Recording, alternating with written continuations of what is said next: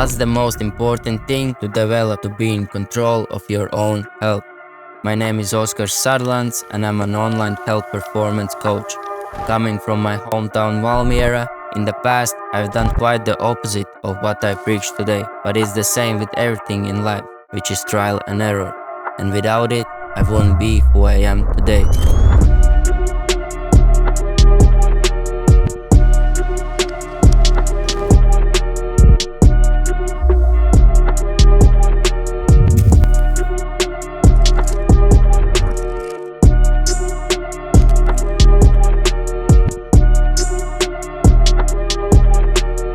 Now feeling the best I ever had. My passion is traveling the world, exploring and hitting new gyms, while prioritizing my well-being. The goal is guiding other individuals in the same process to become more productive, energized and happier reaching their goals. Fit mindset.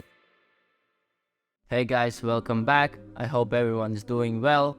My name is Oscar Sarlands and I'm an online health performance coach. Today we are going to talk about how to stay on top of your health and fitness while traveling. As some of you know, I love traveling, and last year alone I went to places such as Kenya, Italy, Netherlands, Ibiza, Tomorrowland, Latvia, Croatia, and my most recent trip in Portugal. Fitness and working out are my passions, and I love going to new places, trying out different gyms and connecting with new people. For some people, traveling means going to museums, national parks. For me, it's going to a new gym, discovering new places, and coming up with new ideas, as I think it's one of the best ways for a self-growth. And I thought I will put out this video because often I get many questions about how do I stay in shape while traveling, what should I eat when I'm traveling, how do I maintain a healthy lifestyle when I'm out of my usual routine. That's why I'm making this video, to share some tips and tricks I use when I'm traveling to stay fit and healthy. The same question I get often from my clients in their journey, because usually they have the mindset to go on holidays for 1 and 2 weeks, not exercising, not eating the healthiest foods, which leads to setback of the progress. And it's my job then give them recommendations how to stay healthy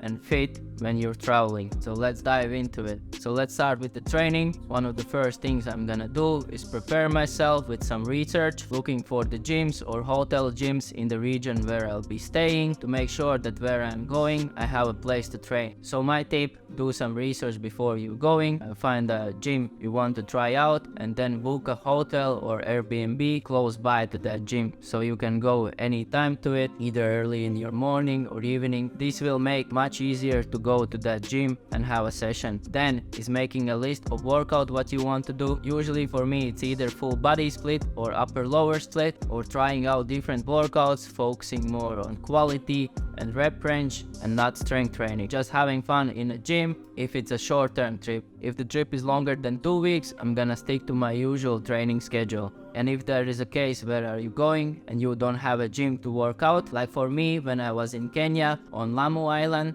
just do high intensity body workout either at the beach or in your room. Get your heart rate up, get the sweat going, and you will be good for the day. Then training before your flight or after your flight is the best way to overcome the jet lag, because all day you have been sitting, traveling, exhausting yourself and not moving your body. So the best thing to do is go for a session after your flight, or train first thing in your morning, get the energy for the day, like I did in my recent trip to Portugal, where I did good upper body session before the flight. You don't have to train on your 100% or have like this beast mode session. Have a good session which you enjoy and have more energy for your day. Next one on the list is airport time or flight time. I will do intermittent fasting, especially if the flight is in the morning, or if the flight is in the evening. I will make sure I have hit my protein limit for the day, making sure that my breakfast and lunch are high protein and good nutrition foods, and then do fasting on the plane, because food usually in airports or flights are shit, which will lead to more hunger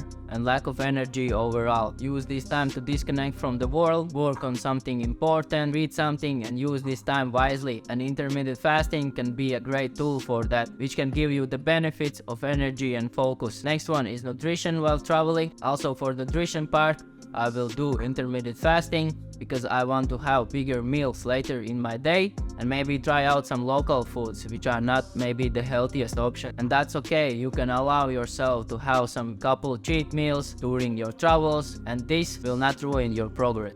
Make sure during your travels you're focusing on quality foods to make sure your body gets all the nutrients it needs. Myself, I always focus on protein intake target for the day, and then the total calories, carbs and fats can be mixed. That's why when I'm going to travels, I am making sure that I take with myself some whey protein or protein bars, that it's easier to reach my protein intake for the day. I have been into fitness and health for some quite time, so I am not tracking my calories when I'm traveling, and it's almost impossible to be precise when you're eating out almost every time. Here, for example, in Portugal, for my lunch we had Portuguese omelette, brunch plate and American pancakes. Overall decent meal. And later for the dinner, some fries with steak.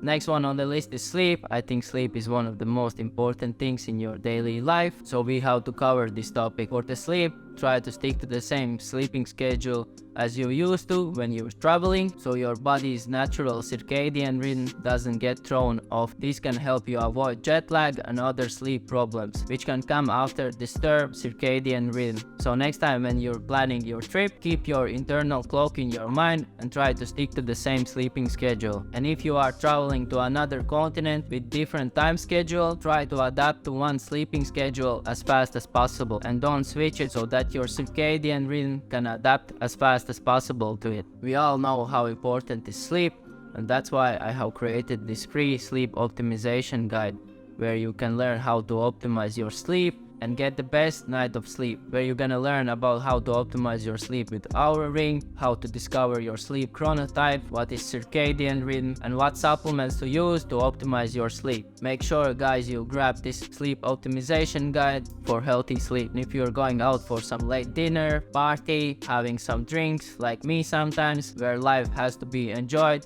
make sure you limit yourself with alcohol drink limit, so that your next day is not ruined. Definitely talking from experience, make sure you don't do that, so that your next day is not ruined. And that the most important thing in my opinion is being active.